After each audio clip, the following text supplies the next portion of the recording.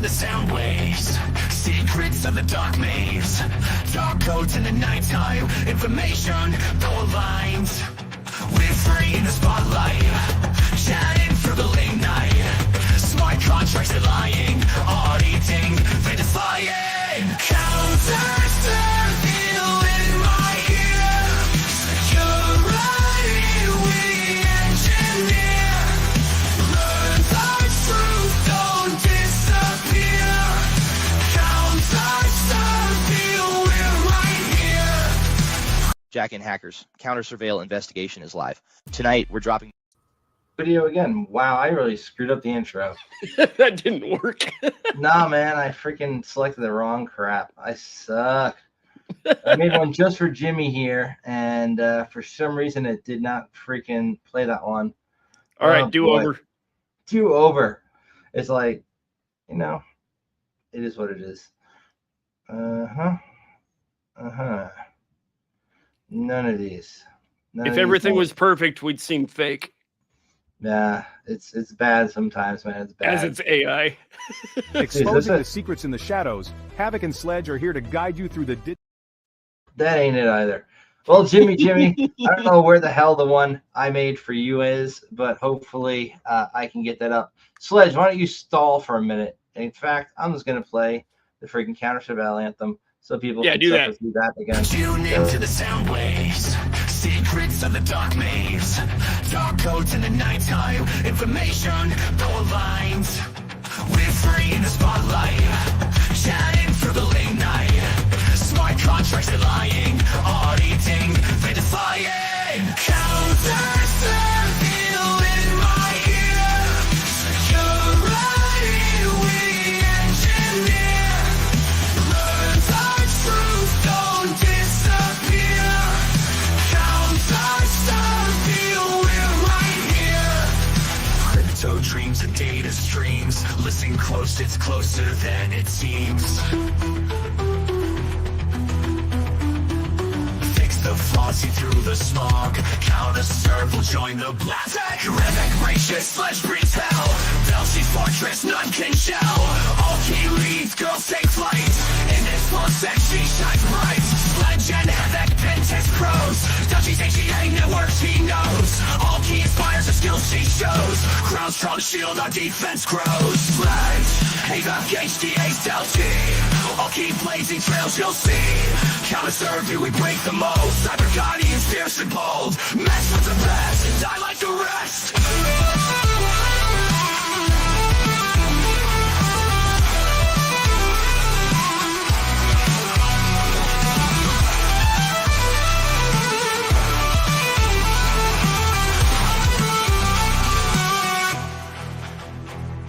Crypto dreams and data streams. Listen close, it's closer than it seems. In today's digital landscape, cybersecurity threats are constantly evolving. Organizations of all sizes face the daunting task of protecting their networks, systems, and data from potential breaches. Enter vulnerability scanners, automated tools that act as the first line of defense in identifying security weaknesses. These scanners work tirelessly, searching for known vulnerabilities across networks, endpoints, and applications. They help organizations detect misconfigurations, outdated software, and potential entry points for cyber criminals before they can be exploited. By providing early detection of weaknesses and enabling efficient risk management, vulnerability scanners have become an essential component of modern cybersecurity strategies. They not only save time and money, but also help organizations maintain compliance with industry regulations. Tonight on CounterSurveil, we dive deep into the world of vulnerability scanning with a true industry veteran. Join us as we interview Jimi Ali, CEO and Strategic Security Team member of Lost Rabbit Labs, the company behind WisQuas. Hello, everyone. It's great to be here and share insights about our journey and innovations at Lost Rabbit Labs. With over 25 years of experience in information security, Jimi has worn many hats, from network and security engineering to threat intelligence and offensive security. His unique background, including a stint on the US national video game team, brings a fresh perspective to the world of cybersecurity. Get ready for an insightful discussion on the importance of vulnerability scanning, the latest trends in threat detection, and how WisQuas is revolutionizing the field. Stay tuned for this exciting episode of CounterSurveil. Hello, world, and welcome to the CounterSurveil Podcast. As always, I'm Sledge with the co-captain over here, Busted Sec. CloudStrong may or may not make it tonight. Alt Key might be late because car troubles. Delchai may or may not also be on tonight with us, but we will see. This is a pretty special episode that we have been talking about for months, and we finally have this guest on. It is my pleasure to introduce our special guest for the night, my good friend of many years, fellow DEF CON goon, founder of Lost Rabbit Labs and the Vulnerability Scanner WisQuas, Jimi 2 times. What's up, my brother? Thanks for being here. Wow, I thought this was just going to be kind of a casual chat here. I appreciate this crazy red carpet treatment, and thank you for the opportunity to come and hang out with you guys here. Oh, and look at who showed up. Hello. 1 second. Currently working on a minor sound issue on my side. All right. Glad you could make it. Please continue. So tell us about yourself, Jimi. I like to start out with, I've been doing this about 30 years and I'm not burnt out yet somehow. Still enjoy all this. I'll say, when I say this, red, blue, purple, whatever color we want to call it, passionate curiosity, helping defend the base. My heart's really in the protection aspect of this. But we're really good at breaking things and rebuilding them on the fly. So 30 years of fuck around and find out, I guess we call it professionally. And then navigating through many aspects of the information security umbrella, if you will, threat hunt, IT, security architect, analyst, sales engineering, just all of it. And so again, I think that's what's allowed me to not burn out. I'm still excited about everything we do out here. And now we have AI to mess with. So I feel like we just got back into another bubble of exciting tech. And again, excited for what the next some years lead us to around cybersecurity. Thank you guys again. You're welcome. And thank you for hopping on, Jimi. Really appreciate you taking the time away from your multiple ventures out there to spend some time with us and talk about WisQuas. And I'm sure Sledge would really like to lead this one. So I'm going to try and shut up and let him drive. So you showed me a bunch of stuff and we talked about what you want to go on tonight. And I believe you're set up and ready to go. Is that true, Jimi? Are you ready for like a screen share to give us an overview? Certainly. Yeah, I can do that. Let me get this. The first time you showed me this, I was like, dude, we have to put that on the podcast. I appreciate that. I'm going to share out my whole browser here for you guys. And we're going to start what I'll call way back. I'll let the screen load here, but let me know when you can see it. We can see it. Okay. So this is actually lost-rabbit.com. I think it's been online since 2017. I don't really do much here anymore, but it was kind of a blog site, threat intel, info sharing, things of that nature. And back in 2019, just trying to become more efficient in pen testing, we wanted to have a better Derby, a better NICTO, a better lightweight type of, web application scanner, if you will. And so I created something called WisQuas. WisQuas, the name itself, comes from an old video game, one of the first MMORPGs actually, called Ultima Online. And so WisQuas was the mage's spell that revealed anything hidden around them. And so the concept was to write a script that would be able to find hidden attributes of a website, containers, headers maybe that we fuzz or enumerate, tinkering and tampering with protocols, the networking aspects, just anything we could.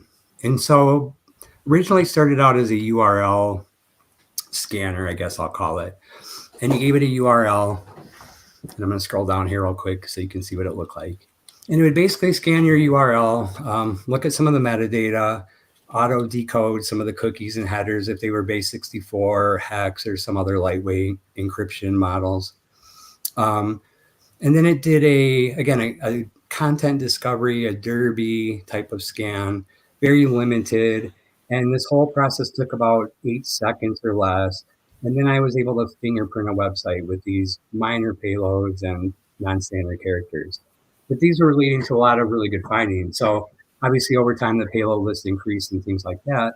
But it started off as a color-coded type of way for you to enumerate your web endpoints. Different directories could be entire different web frameworks, different IPs, different software. And so it was a way for us to try to figure out what was really going on with the web server. And so as a company, we founded in 2020 during the pandemic. One of our main goals was to create a SaaS platform around that concept. And so we started working on WisQuas as a team, which is what you saw and what we will demo a little bit here today. So now it's in the cloud. We have it doing some aspects of OSINT along with the scanning. We considered it a digital footprint discovery tool, really, along with vulnerability assessment or scanning capabilities. And originally it was a red team recon tool, really, to find the path of least resistance. And so we would point this at somebody's domain, not just a subdomain, and find all kinds of leakages, information that could be reused, actionable things based off of, I'll call it low-hanging fruit, but we were trying to also show our customers that too low findings can be critical. And so this tool helped us achieve that. And so I'll just scroll through the landing page quick just to show some of the concepts we have here and what we use it for. Compliance, readiness, DAS, VMDR, SOC 2, those type of things, along with pen testing, vulnerability scanning, and OSINT and threat hunt as well for the blue team. We use it for forensics also. Obviously, if you have any kind of attribute or IOC, you're going to be able to eventually scan a domain around it. And so again, here's just a little breakdown of what the actual WisQuas does and what the process around it is. We do a who is on the lookup. We enumerate the subdomain. We resolve all the host names to their IP addresses and get all the DNS, do ASM geo lookups on everything, reputation and classification lookups for blacklisting and reputation, lists out there. We enumerate payloads, verbs, user agents, and the host headers of a web connection. We consider it, again, a vuln scan and anomaly detection. The inventory of all response headers and content and the metadata make it really easy to search for needles in the haystack once you find, your IOC or whatever it is you're looking for as well. So I will say the subdomain finding feature of this is top tier. We've had a couple of people actually give us props for that specifically because they didn't even find the finding with WisQuas. They actually found a rogue IP or some other subdomain they weren't aware of. So I appreciate that. And we're trying to be as thorough as we can. We do a combination of OSINT, paid, but we also brute force. And as we find things out here in the wild that we know we need to brute force more things around, we put that in our tech. So it's a cycle, right? As we identify those pieces. There was a lot of subdomains that are really common out there. They're not easy to brute force or enumerate, but once we find them, we have them, right? And so it's just an ongoing work in progress to be able to make that a better, technique and be able to be thorough there. So thank you for that. It's like when I used it on a client, I wasn't expecting to see 3,500 subdomains or whatever it was. Yeah, and sometimes you get wildcard DNS, and that makes that a problem. We do have some checks inside here to identify that scenario so that we don't go crawl 100,000 domains for no reason when we know they're wildcarded. We see that a lot. So, yep. The RQL here, that's our rabbit query language. It's like a Lucene-based way for you to search our data, like Shodan or Google or something, with a very, search term :value, a key value pair, if you will. We do have a PDF export. We do support API. We support Maltego. We have scripts through Python to dump spreadsheets out for integrations. And we also integrate with Graylog for, again, doing VMDR or blue team monitoring, and actually put your, we do scheduled scanning with WisQuas. And so you can put that into your SIM actually and scan daily or even more frequently if you wanted to. Cool. This little graphic here just kind of talks about the workflow. You put in your target domain or your IP address or CIDR block. Those will work. I will say that we do have internal workers. It's not something that's like publicly accessible right now, but those are things that we have for our enterprise product. And so it supports those formats there. Then you can customize your scan, choose payloads, verbs, throttling, things of that nature. You get to launch your scan. As the scan comes in, you can get a real-time view of it. It won't be complete, but you can watch it as it comes in. But once it comes in, obviously, you're going to have all the real totals and values and things like that that you can query on. And then we do have, again, as I mentioned, a report view. And so this is a sample of the dashboard. And I'm going to skip past this kind of quickly because we're actually going to be logging in here in a second anyway. But this is a little sample of what you would see in WisQuas here, what the output looks like. Back to the original screenshots I shared with you where it was more of the terminal waterfall spreadsheet type of view. That's what we have also in one of our views for the subdomain, is basically all of our payloads where you can sort them and find anomalies much easier. Needles in a haystack, 50500 that's got 10 megs of content length. And so those are how we find the real threats out here. And then while we were QAing this and building it, we figured we'd support the bug bounty crowd. And so we have offered a lot of free access in the WisQuas. We did a lot of outreach, and we did some Hacktober events in our Discord, but we gave away free tokens and let people submit to bug bounty or responsible disclosure. And as we scanned the in-scope bug bounty domains and had findings, we submitted them not to get money, but just to do the responsible disclosure for them as a trade-off. And these are some of the brands that we helped with WisQuas. All of them are pretty interesting stories, and it was a neat experience to get to do this responsible disclosure stuff with these companies as well. I just wanted to mention that. Sometimes responsible disclosure can be fun. Maybe I'm going to make you edit that out. Maybe sometimes it's a pain in the ass. Sometimes it's a thankless job like IT is, right? Some of us actually do this for money, others don't. Some of us do this because we like to protect. We just, it's part of our nature. And so I'm going to skip over now. Well, number one, I'll leave it right there and see if anybody has any questions before I get logged in here and we start looking at the actual UI. Hey, audience, any questions? Any questions from the watchers, the viewers? I was going to say, you got any cool stories you can share without disclosing client names? No. Damn it. I do. I'm kidding. I shouldn't roll up to something like this without being able to pull out a story, especially trying to humble brag on all those brands, right? I don't think it's one of the brands that are up there, so I can't OPSEC on this one maybe. But we did. We have been involved in some disclosures that have made the mainstream media, and I feel like we got paid hush money to just be quiet about it. And so again, in the spirit of responsible disclosure, we're way past any kind of deadlines around, any kind of, so it was ages ago. So I will say that one time we did scan a large insurance company and we found some really serious disclosures, and we took our screenshots and submitted them. And we got an email back that said, hey, we have a private bounty with XYZ bug bounty company. So go submit your ticket there. And so I went and submitted it there, and I got a response back that said, hey, thanks for your submission, but we don't think there's a problem. Would you double check? And I went and looked, and they fixed it. They remediated it. And it was a major disclosure. So I Been ended there, up, done that. so Yep. this is why I'm telling this story, and thank you for asking. So what I did is I took a screenshot because I already clearly had screenshots, and I was doing them a favor by not putting them in the report, the original email. We always want to encrypt. We don't want to just disclose, recklessly or irresponsibly. And so I try to follow the correct path there. So I kept the screenshots out so they wouldn't have to deal with possibly forensics and an incident versus event, et cetera, et cetera. So I felt like I was doing them a favor. And instead, they try to leverage that to not make a payout. So I ended up going back and getting their screenshots with their customers' PII leaked all over the place in a directory index with pictures and a bunch of stuff.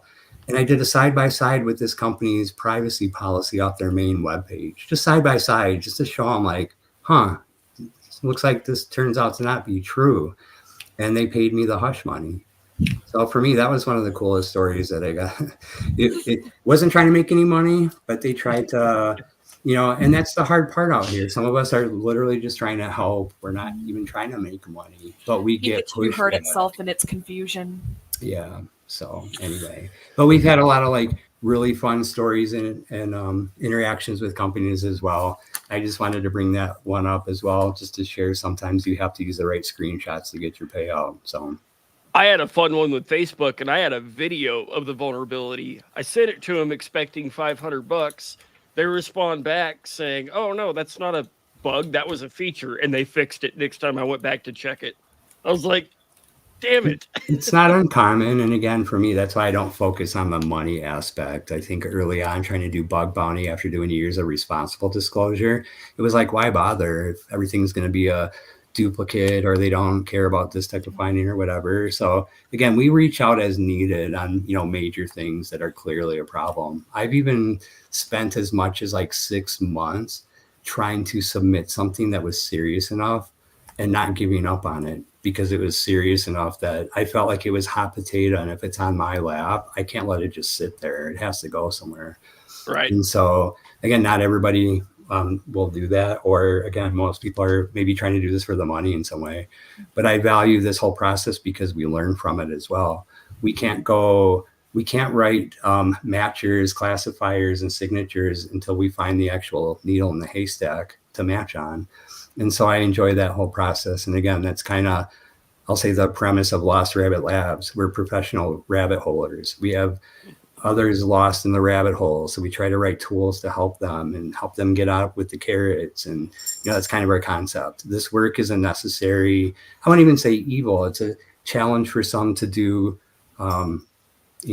actionable rabbit holing. You can do time box investigations to get what you need done. It doesn't have to be spaghetti code in your brain while you're doing OSINT. There's a method to our madness out here. And so again, that was kind of the point of building a tool like this too, is to show all these finite things that we can pivot off of. And if you just look at them first, sometimes you find patterns you didn't know were there if you just group them into, alike buckets or scores. And we're going to see some of that here in a moment. But I was going to say, we could rabbit hole all day about bug bounties and making money, but keep going. Let's not derail. Right. No, not at all. So I have some scans in here, and I just want to mention that in WisQuas, we actually, again, because you have your own container, one user is an admin, if you will. And the way you add other users into your business container or is to click this button. They get an email. They go through a little authorization, authorizing their email, and then they're part of your team. But then you end up being able to share this data together as a team. This is not publicly accessible in any way. And so this is my own demo space here. And so I'm going to tab out example.com. Per the RFC, we are allowed to use them for testing and for example use cases. And so we will do that today. When we scan them, they tell us that they have 501 subdomains, and that this is our total results here. A lot of where we see gold, a lot of these are hyperlinks. We have a lot of places where we want data enrichment. So for instance, I'll tab this out. This will go to a site that will give us other domain names that reside off of that startup authority name server to pivot off of. So for Inventory that's good for your own stuff. For threat hunt, it's good, not so good for the bad guys, but it's a way for you to be thorough around what's on your name server. Right here is, again, domain information, the IP address it resolved to, the ASN insider block it was found in, and then some reputation and classification lookups here.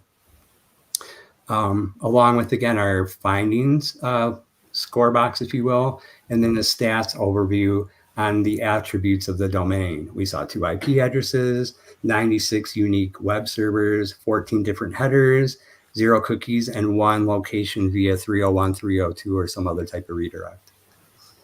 All resolved DNS. So here we see this linkable IP. This will just take you out to IP info again for a secondary check. Sometimes when you look up an ASN, you will see that it resides in a country. If you look up the CIDR block, it might be somewhere else. So in our tool, we show the US country code here. But if we scroll down here, we'll see a heat map of where the host is, and we'll see that it's actually in Poland here on our heat map as well. So I just want to explain a little bit about how some of these links worked in relation to this basic data here. So once we scroll down, we get some more of the WHOIS, registrar info. Google address will let you search their specific address if there's a address there, which there's not in our case. Some of the info, WHOIS information didn't come in here. So, but that's sometimes you can search for an address and get some good info there. So we have that as a can search there. And then for some OSINT lookups, we have links here, and I'm going to tab some of these out just to show you what it looks like. But we have some Google Dorks in here around your domain, as well as some of these other common websites that we use out there for enrichment. Question. Yeah. On those websites, sorry to interrupt, but do you have to provide your own API key? Because I know that can be an additional expense or issue for, say, bug bounty hunters that don't have a business license or things along those lines. The assumption is that most of these, even without an API key right now, will give you some good stuff back. Okay. If you do use an API key, obviously you're going to get better results back. So like while Census.io and Shodan are great, they're much greater with an API key. So while I'm doing my threat hunt work, I will do it in an OPSEC safe environment with my web browser and cookie jar filled with these tokens, if you will, so that I'm able just to have them open up, logged in, and then I can see the full result versus a truncated set.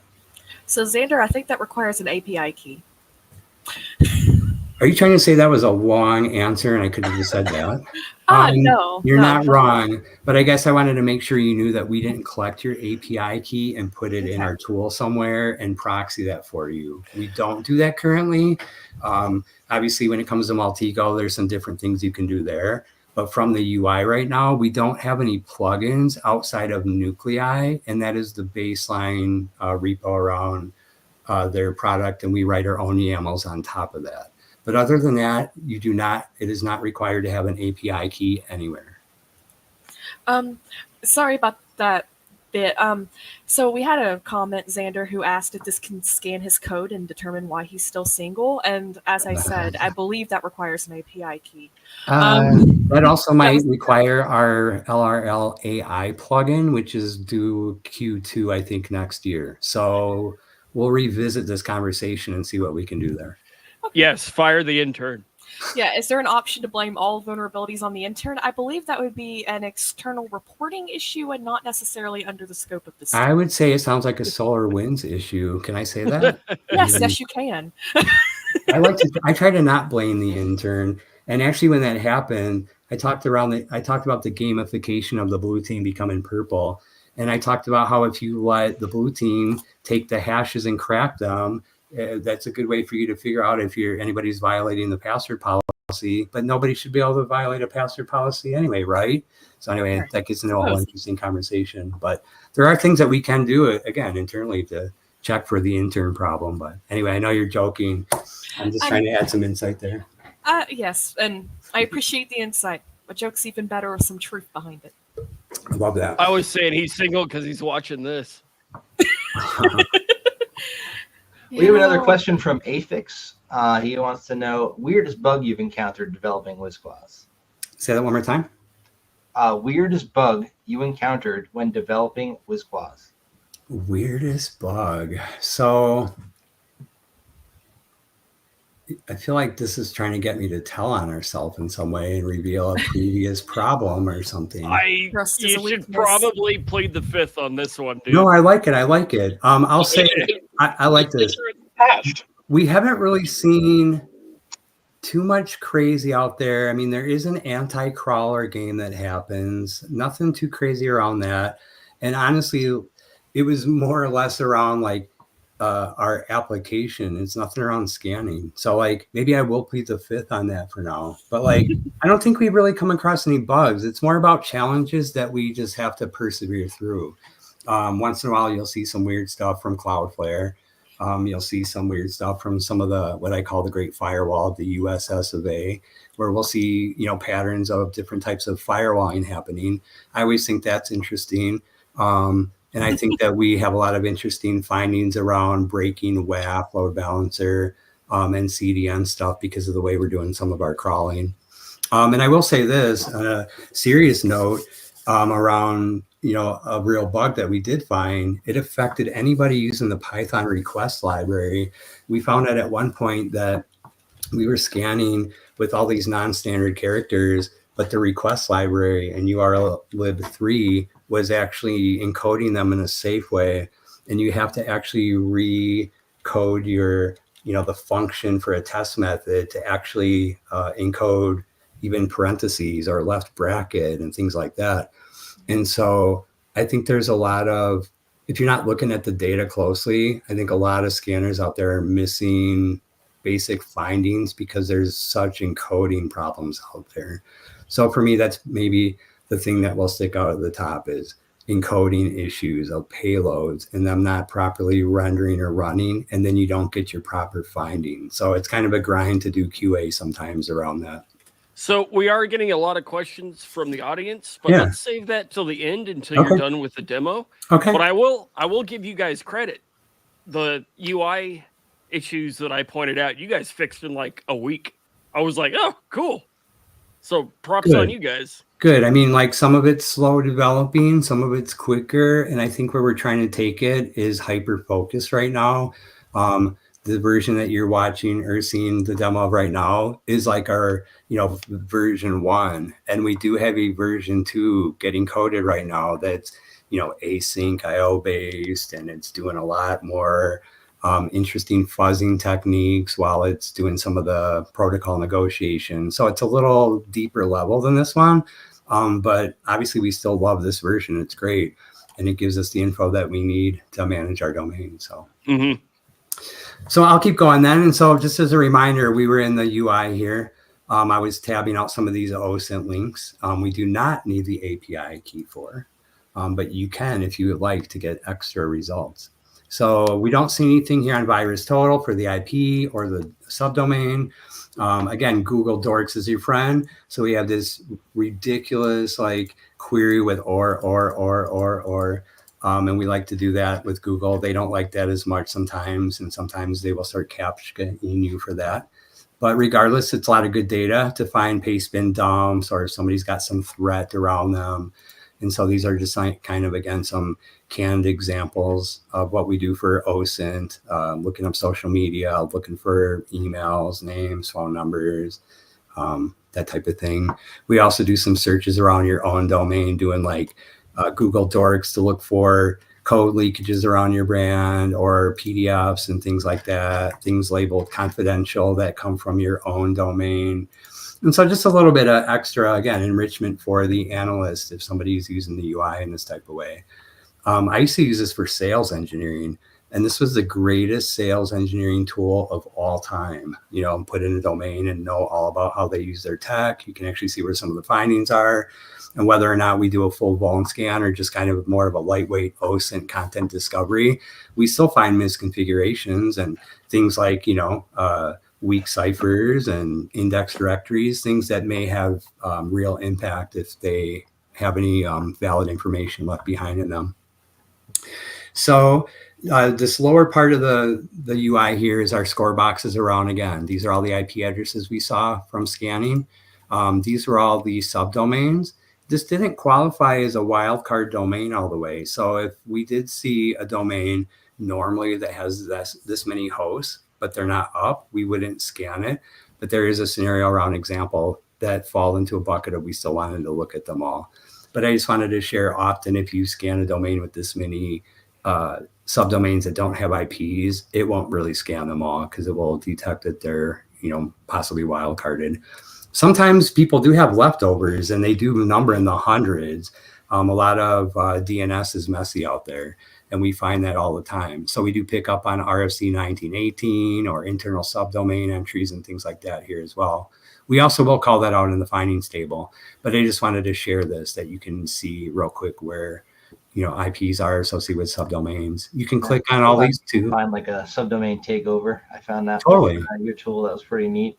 Yeah, absolutely. I was able to register something on a service that was not being used that had previously had that host name and get access to that subdomain. Subdomain takeovers all day. Yeah, we find a lot of those actually. And a lot of the time we find those through the locations too, because we'll do like a host header enumeration. And we'll find out that if you use the word localhost or 127.0.0.1, or you use a null byte or a blank, it will disclose like an internal IP, an IP version 6, another container. And then you can go back and change your host header to that value and actually get what I like to call a shadow vhost, which is a website that's actually configured on the box, but there's no DNS for it. But you can somehow find an enumeration leakage around it that gives you the actual host name that's in the virtual host of the web server config. And all you need to do is change your host header to that known name, and now you're getting that container. That's like one alternative to like host header injection, right? It is. And that's one of the reasons we built WisQuas. When I made a joke that we were like these evil rabbits out here doing, bad stuff. And I called us the host header bandits, because I kept finding so many findings around the host header minute. I just was like, oh my God, people could just be stealing everything from everybody using this method. But it's very overlooked. People don't configure their WAF and do access control. They just allow everything in. And sometimes it results in an admin host container getting taken over because there's no credentials on it. And they didn't think anybody would connect to it on the internet because there's no DNS for it. So.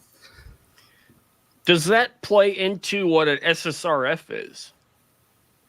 I mean, server-side request forgery is more about us providing a string that may happen to be a host name or URL, and the server you're connecting to takes it and tries to connect to it in some way. And so whether you put that in the URL payload or you modify a host header, because often you can change a host header and you will see an SSRF happen there. That's very common. So like there is a connection there with SSRFs for sure. But yeah, SSRFs can come from all over the place. But specifically with the host header, there's like probably 5, kind of unique scenarios you see out there all the time. Some people just have a allow list to rewrite everything to a 200. Some people have a multi-tenant hosted container where the actual host container is the ISP. It's not even there. It's coming off of the main box, and it's a container that doesn't belong to the customer. So sometimes if you fat finger a host header, you can get some other tenant's container actually. I might have answered the question there. I don't know. Cool. I think yeah. you did. I'd like to take a second to interject, if I might. Yeah, please. Big fan of your work. I've had a chance to use it twice now. I have been insanely impressed, and I apologize. I'm actually on the road. I just wanted to drop in and show support and be like, hey, thank you for what you've been doing. This is an unfathomably based platform. I appreciate that. What's your name, if you don't mind saying? I'm Kraus Strong. I'm in the chat. Oh, okay. I can't see, so I appreciate that, brother. Yeah, no worries. Yeah. I've actually got to run. Y'all have a good night. Okay, we'll see you. Be safe, crowd. So when we start up a scan, we don't actually do a whole port scan. You actually supply the port. So we normally I supply sometimes like 10 or 15 TCP IP ports. But in our case, we only saw two ports come back. That's normal. Again, we have all the titles organized, how many times we saw them. We certainly can click on one of these. I will tab that out. We'll look at it in a second. Same thing with servers. These are all the servers we saw, different status codes. Let's go see if that 501 has anything juicy in it. All the headers we saw, again, that's you can obviously take their list of headers seen and do a diff on the things we should have seen and call out host header findings real easy. But obviously you've seen the number of them too. When we scan larger domains, you'll see, 3,000, 3,000, and then you'll see 1 or 2. And those are the anomalies to dig into. Same thing with like titles, where we would see maybe, 500 titles, and the things that are scored at a 1 or a 2 are going to be things that didn't come up a lot, which means we probably broke something through a non-standard character or some type of payload, and we got something, again, useful, some type of misconfiguration, potential information disclosure, things like that. So example.com doesn't really have a lot to show off over here, but we were able to at least go through that and kind of show what's supposed to be there in the way of, if it was a bigger picture. And then over here are our findings. So obviously we can see we had 68 infos, 4 lows, no mediums, highs, or criticals. We can click on these chiclets to remove them and filter that way, which is kind of nice. We also have this auto collapse and auto expand here. So if you just want to open this up all the way and go through them all and look, you can. These findings also can be modified. So you can change the criticality of these. If it happens to be a false positive, you can also just delete it.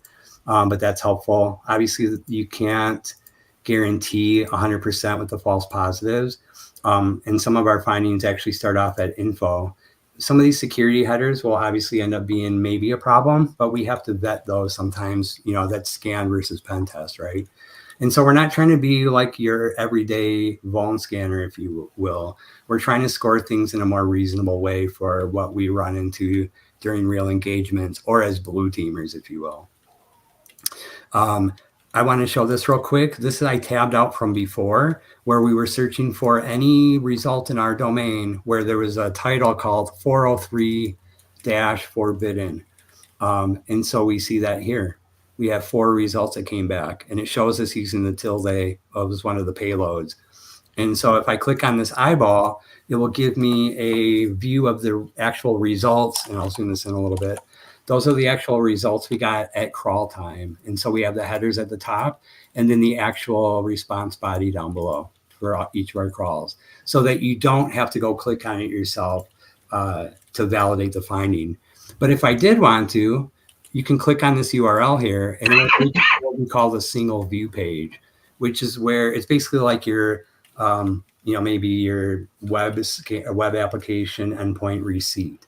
And so this happens to be on the domain name. It's not like the .dot or anything, but the domain name is also a host name of the domain. That's how we treat it. And so on the domain, we got a screenshot of the site that was there.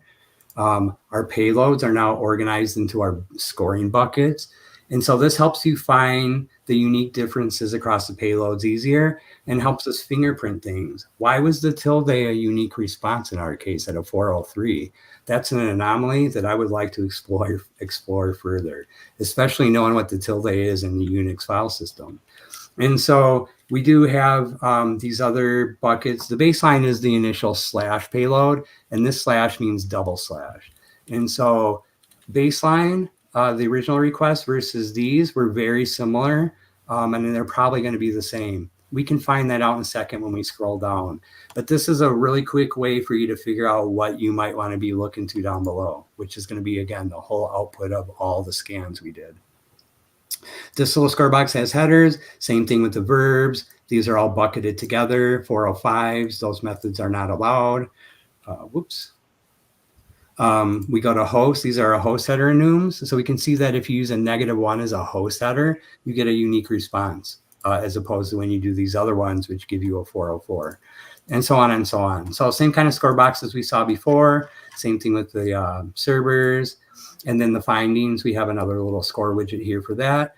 And then the actual findings down below here. So you can actually come in and, again, look at all these findings individually for that one subdomain versus the entire domain.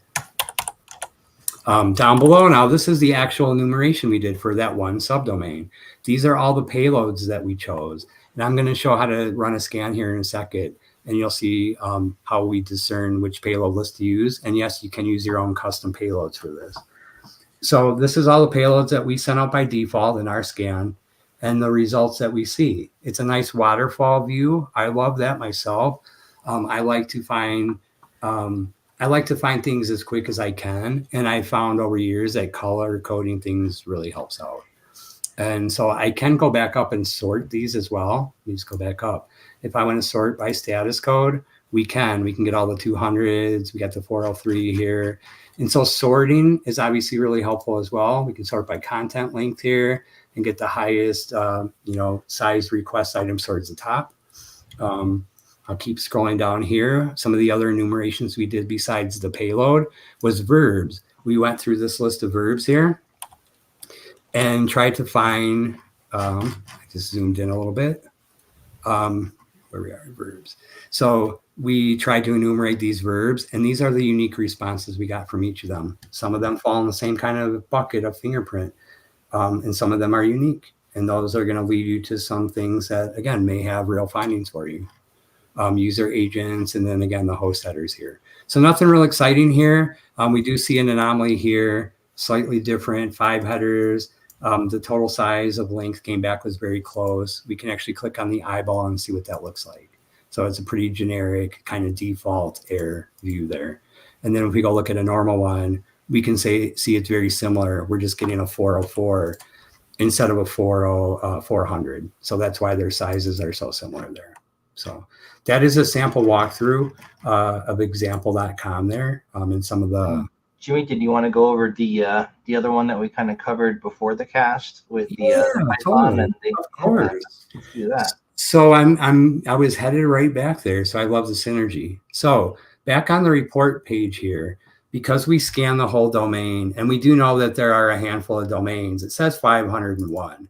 If we click on this here, this will actually do an RQL, a rabbit query, language query, for us to go find anything that matches that strict query there. And so we get these results back. The 60 here, this is for baseline only, but this is also for things that had closed ports. So what I can also do is I can say where status does not equal 0. And now it will take all of those away, and I'm left with the needles in the haystack. I'm left with the 4 200s out of all the hot garbage that was left behind in the crawl. And so this is your way to do power filtering, and again find the needle in the haystack. It helps us find again new IOCs, and then we can go put that back into a matcher, a classifier, and put it in the findings table. So one of the things that I was sharing with you earlier was, we know that we have this scenario where, let me just go grab it quick. We have a scenario where we did a custom, we're doing some bug bounty work for a non-disclosed AI company. I'm just kind of having fun saying it that way. And so we have some data in here that we know we can find some things around if we're searching for the word token in the response body. And if the status code is a 200, where the payload, and this is a fuzzy match, it is .py, which means we're looking for anything in a Python file. So this query right here is going to be container wide. It's going to actually search the whole container for these results, anything that I've scanned in my own bucket. And so this is kind of why I laughed about the undisclosed aspect of it. You can see my screen. So I'm going to just share this with you again. This is to, oops, let me get back over here. Trying to sort by the content link real quick for us. Here we go. And once again, we have these 26 results that match this. And if we click on the eyeball, we can validate potentially what's in these files. So that looks like Python code. So that's not really supposed to be happening. Oops, one more time, I accidentally hit the link. Let's check the next one. It's more Python code. So we are finding Python code out here that is being leaked across this domain. In fact, here, this is where what we were originally searching for. It's truncated, we're good. But these are the types of things that are easily found on the internet right now if you have the right payload and you're actually searching for the right thing coming back in.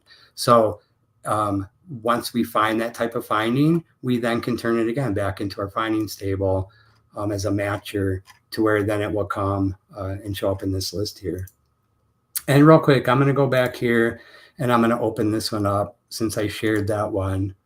We'll move back over real quick into a couple more results just to show you again. This is our CTF site out there, little web app CTF. And we scan it sometimes just to show a couple of the interesting findings. So this was one of the methods we have that will always work on a Apache web server with server signature on, where if you flood it with a 414 or you flood it with over like 3,000 bytes of payload, you'll get a 414 web response. It will leak the default web container name. It's not supposed to, but it will.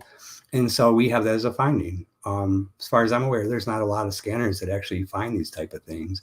So we have some kind of, I'll call it rabbit secret sauce in here, where we like to look for hidden things. That's the whole premise of this. And we often, find them. So again, this tool is around the whole cycle of the threat hunt or looking for a vulnerability. And I guess like the last thing I should really show you is starting up a scan. We haven't talked about what this looks like. So this is how you start a scan. We say next. When you're in a bucket with your team, you want it to be public. If you don't want them to see, you can hide it from your team. So now that we're all in the same bucket, it's going to be default to public. If I want to add any custom headers to the scan, I can. I can do authentication there as well. This is where, again, we can add extra ports. We put our ports in there and click add port, pops up here. We want to take them out. It's that easy. You can send a notification email to somebody who has an account in WisQuas, even if they're not part of your bucket. And this will give them permission to view this specific scan. And that's so you can share it with, I'll call it somewhat outsiders, although again, they need to have an account in the tool with you. You can repeat scan. So we use this for monitoring or continuous scanning and for DAST and VMDR. And so you can set this to scan out like once a week, send you an email, that type of thing. Extended vuln scan is nuclei. So we write our own custom YAMLs as well as use the community ones, but that allows you to do a full nuclei vuln scan while you're running a WisQuas scan on top. And then you can add your own subdomains if you happen to have your own zone file. It's not public.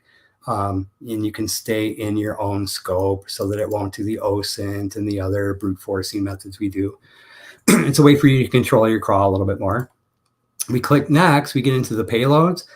You can throttle, so you can set a number in between each of these payloads down below if you need. We have our payload list right here. This is what I was talking about earlier, where we have our own payload list, but you are also welcome to use your own custom and paste in your payloads in here, one per line, and go to town. It's like Derby type style, GoBuster content enumeration. But of course, you can use more dangerous payloads if you would like to.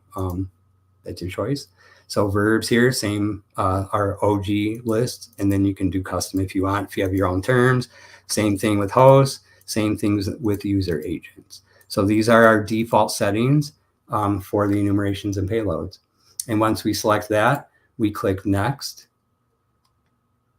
And it will give us a little summary of our scan we're about to do. And we click the launch button, and that's it. And that's how we set up the scan. And of course, like I said, that can be a scheduled scan as well, where it just keeps on running. I'll leave it there and see if you have any questions. So you've got everyone in the audience wanting to play with this, me included. How would we get our hands on this? So right now, because we are trying to reload it right now, we'll call it, we are like, it's been open for like 3.5 years, I'll bet 4 years. And we had it, so we had free versions out there and we did different profiles. So right now we're trying to set it up in the most secure way we can and have it team enabled. So right now, you need to reach out to us directly. If you do click on the create account on any of the pages, it will send you to the contact us form. Obviously, like if there's somebody in here that we know, they're free to reach out. But if it's public facing, I would say reach out through contact us, or you can email me directly at allee@lostrabbit.labs.com. I'm happy to reach out. We should have a promo code. Can we put that on the screen? You can do whatever you like, yeah. Yeah, I'm sharing this info. I mean, I'm being transparent. We are a business, so it's all out on the website as well. But yeah, very happy to get people back in here in a bigger way. We just shut down and did kind of more of a internal or invite only stage for a while we're doing some really serious upgrades. And we are also integrating some aspects of AI into this. I have a reverse image lookup search that I built into this, and we're using some of the screenshots to get finding information now. Same thing with some of the response body. There's OPSEC friendly ways of us being able to utilize an LLM around the data. And so we're trying to get really efficient with that. But in the meantime, we're happy to have people come and sign up, and whether or not we do it for low cost or, again, a business account, that can be discussed. I have another question for you. Yeah. Can you talk about the Rabbit query language a little bit more? I can, sure. In fact, let me see. You can still see my screen, right? Yes. Okay. So we have a manual that we kind of threw online, and I'm pretty sure we still have the screenshot in here. Okay, so this kind of gets into some more of the options and things that you can do, because the RQL is actually how we do the findings table on the back end. And so if we want to find, with title IIS server in the baseline request only, meaning the subdomain with 1/, that's the way to do it. If we were looking for IIS in the title for all requests, we would take the word baseline dot out of there. We do have some object notation search format, like for headers, you can do like here, I think it's down here. So you can do like header dot value colon, or I'm sorry, header dot name of the header colon value. And we do fuzzy matching. So if you do fuzzy matching on one word, you're going to leave the quotes out of it. If you want an exact match, you can do quotes around the whole thing. Or if you want to do fuzzy with multiple words, I think there's an example up in here somewhere, but we use $ for that. So for instance, this would be one where it could be applied, where maybe we were looking for the title of index of / and we wanted some kind of fuzzy matching there. We would put a $ in front of the double quote here. So these are some of the attributes you can search on. There are some other ones as well. I didn't show all of them off today, but for instance, we have something called a payload score.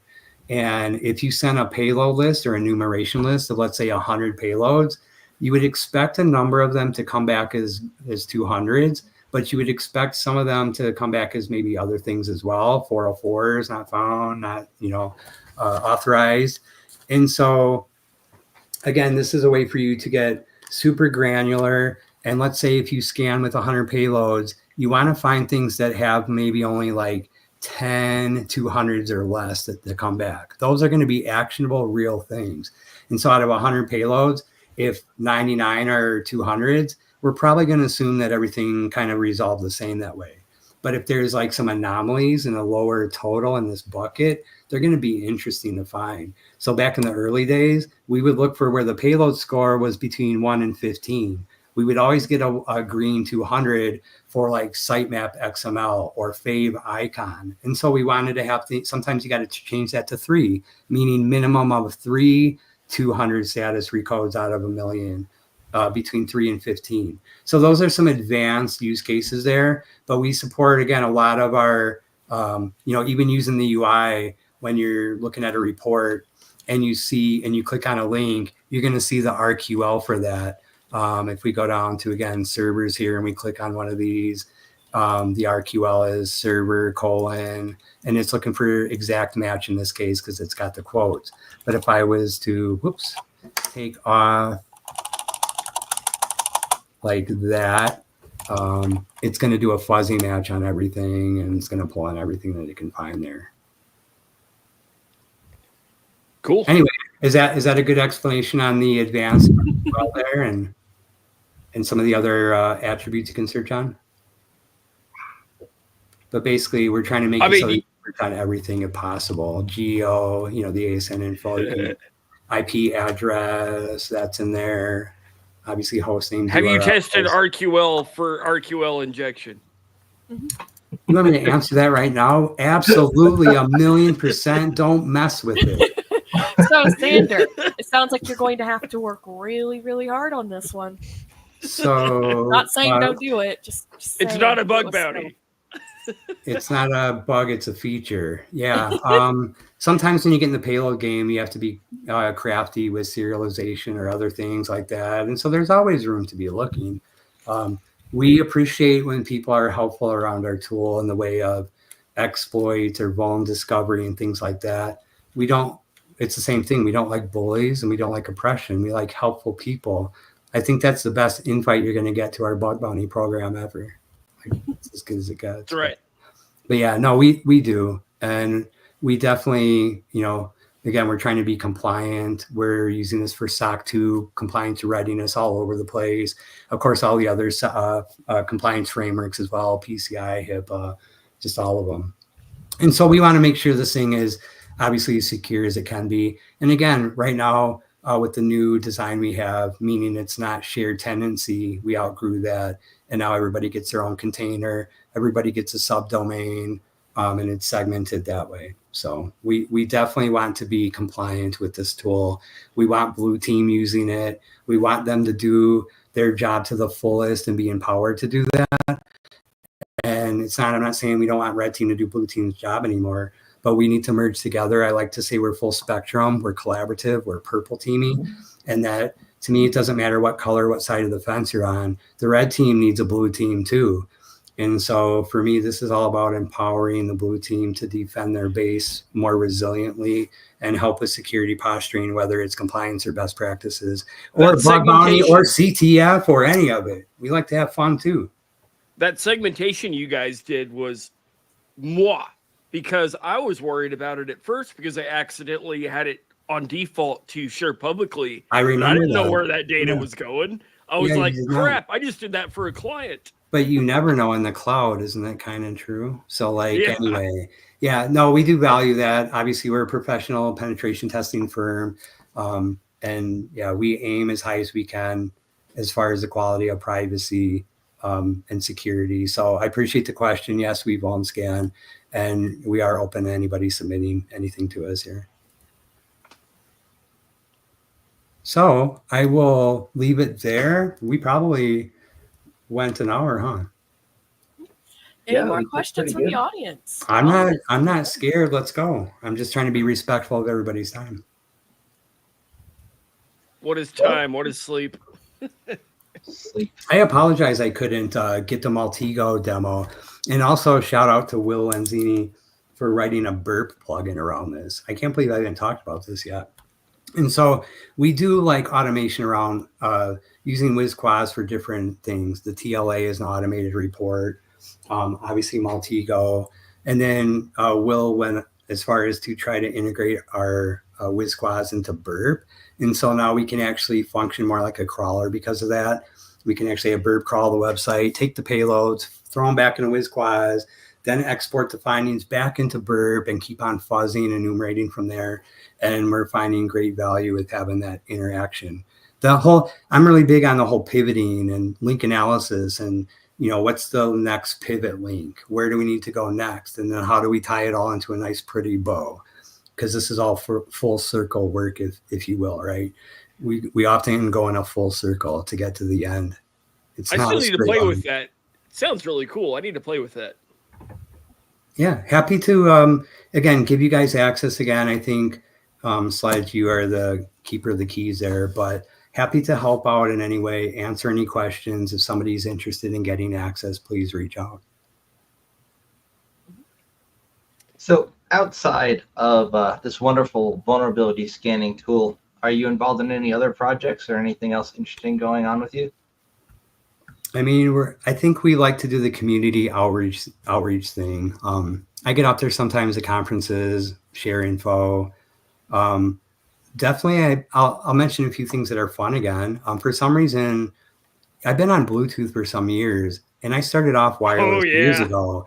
But I'm enjoying the wireless space right now. Our team has had to do some, I'll call them more advanced wireless penetration tests.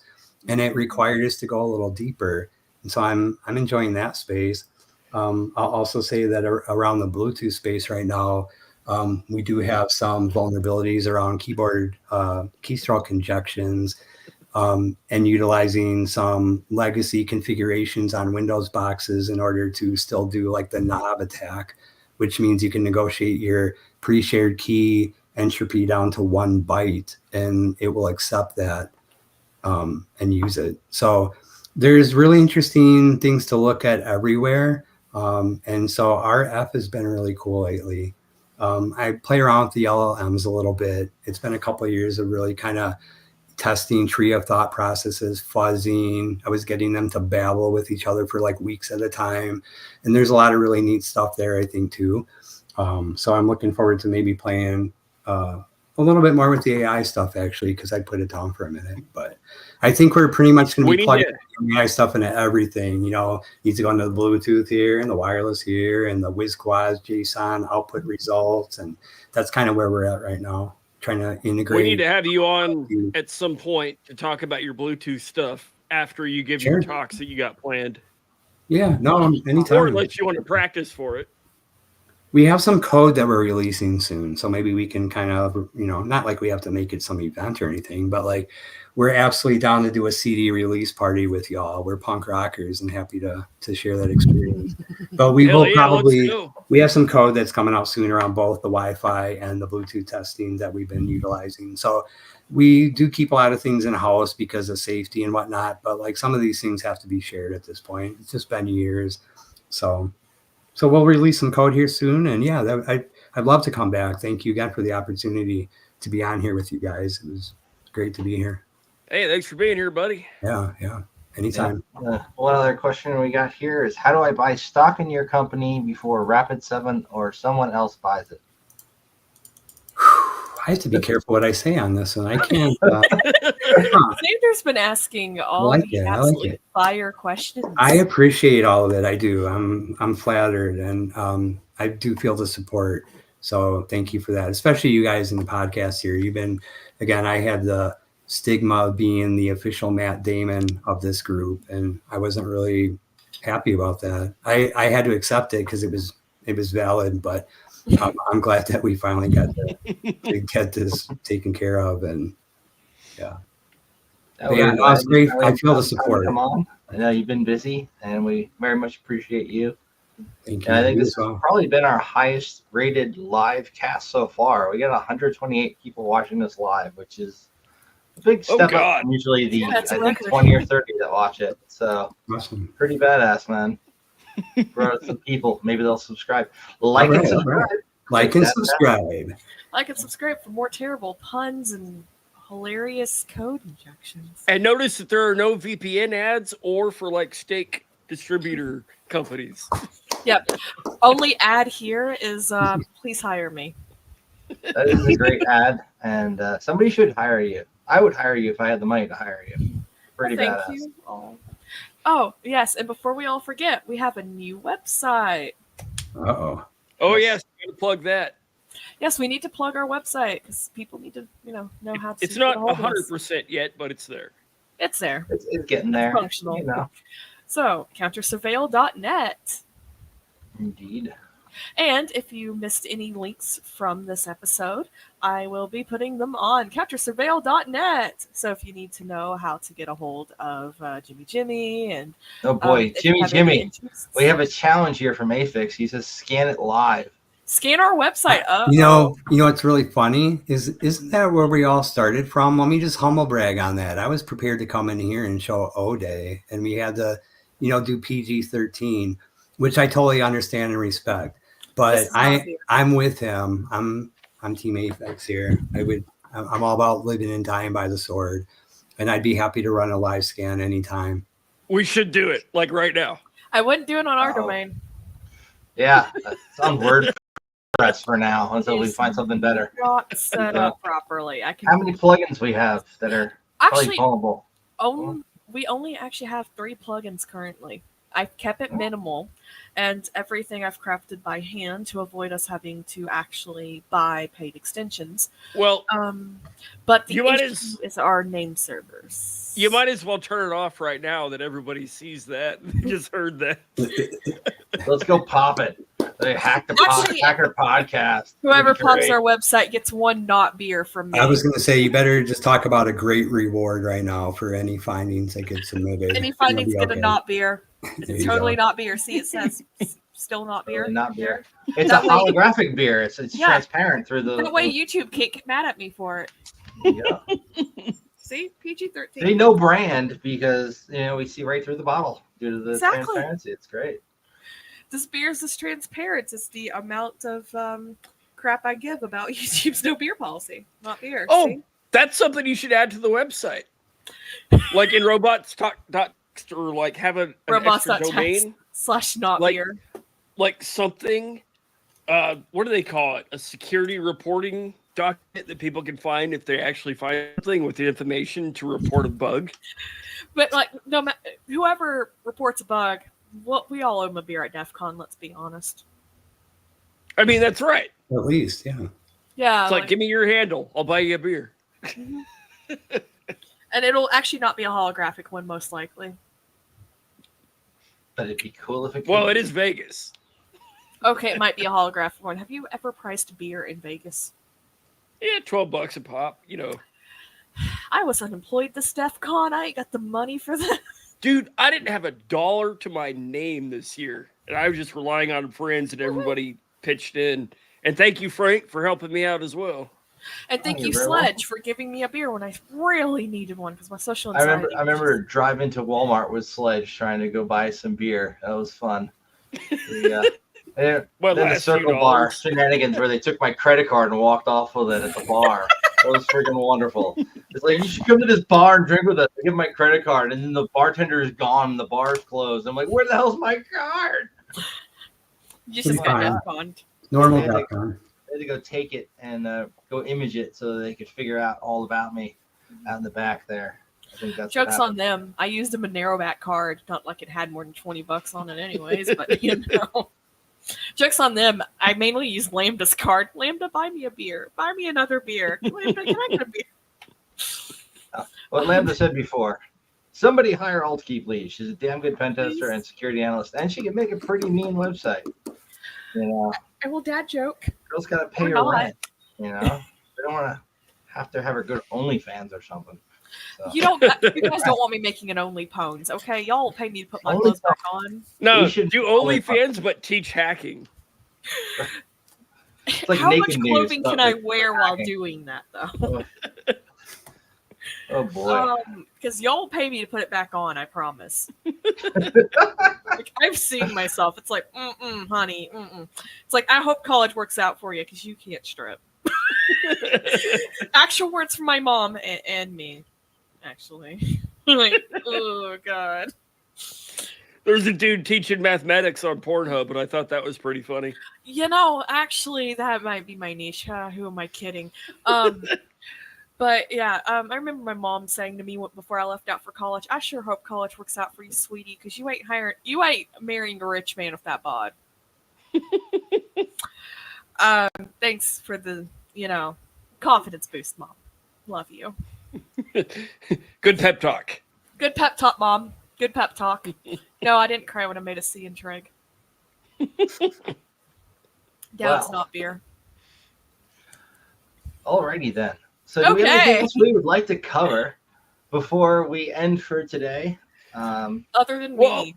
I was thinking, do we want to talk about the Internet Archive? Actually, yes. That's a good conversation. What assholes fucking hacked the Internet Archive, and why the hell would you go after that? Shame on you. Shame. For shame.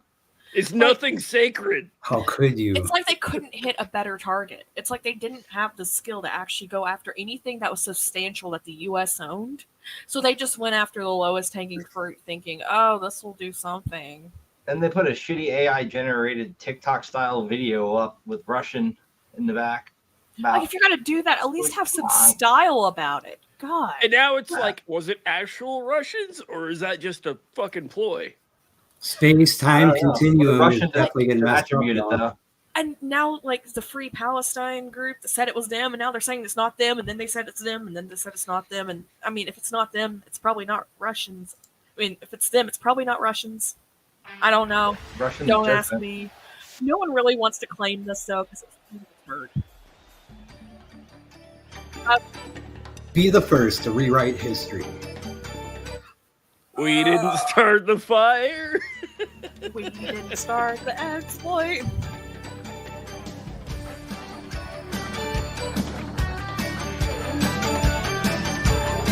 Okay. Thanks again for that great intro, Frank, as well. That was the best digital red carpet I ever got in my life, probably.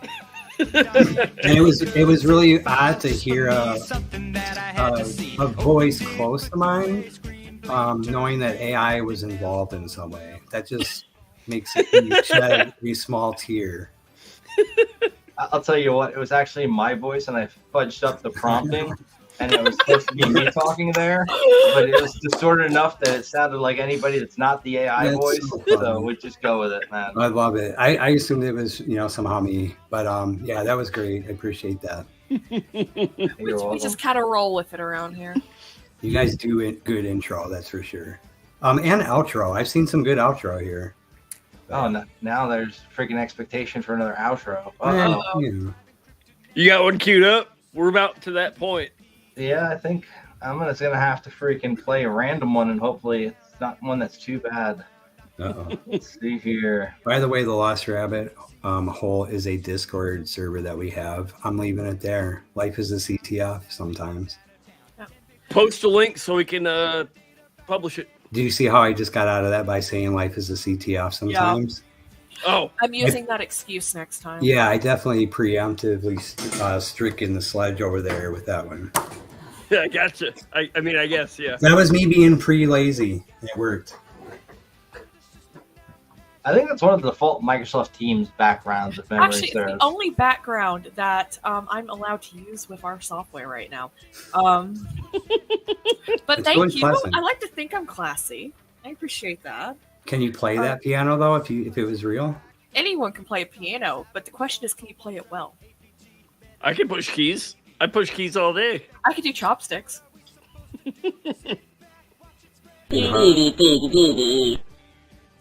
Exactly. Oh boy. All right, so we're gonna play a random outro, and hopefully it will actually be an outro, not an intro from another Make it a episode. funny All right. Thank Before you. you play I appreciate you guys. let's see what So we hold got. up. Before you play it, thank you, Jimmy. Yeah, thank you. Sledge, peace out. Thank you, Alt Key, and Trez. Let's call it a night. Hasta Till la next pasta. time. Pasta la pasta. Keep on hacking in the free world.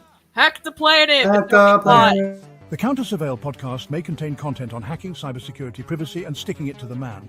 By listening, you agree to the following terms. Number 1, not to use anything you learn here for evil. Pinky swear. Number 2, we are not responsible if you get arrested, your computer explodes, or you accidentally hack the planet. That's on you. So don't blame us if you're on 14 watch lists, but you still keep hacking. And choose not to learn better OPSEC, because watching old anime is more fun than learning new tradecraft.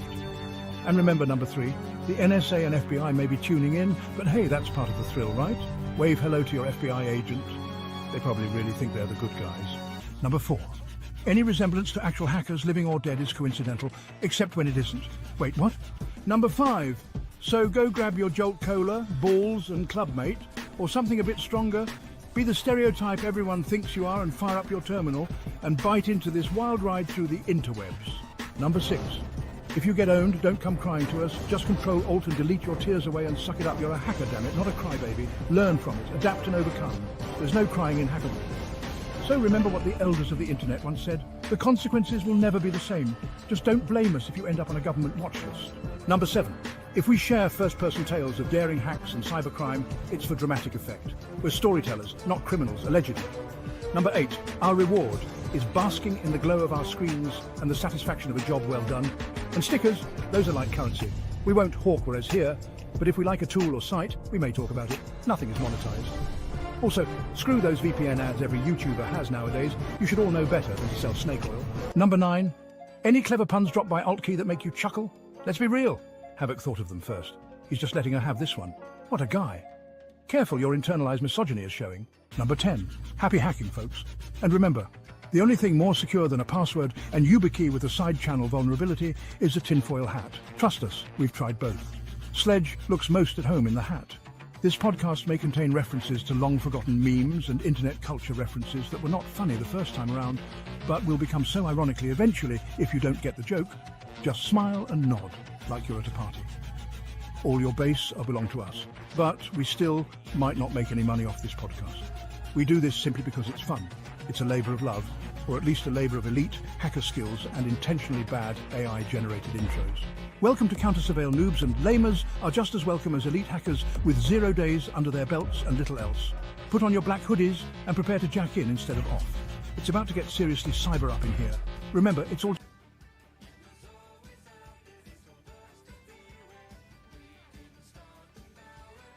You're still here? It's over.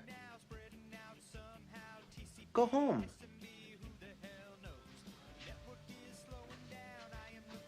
Go.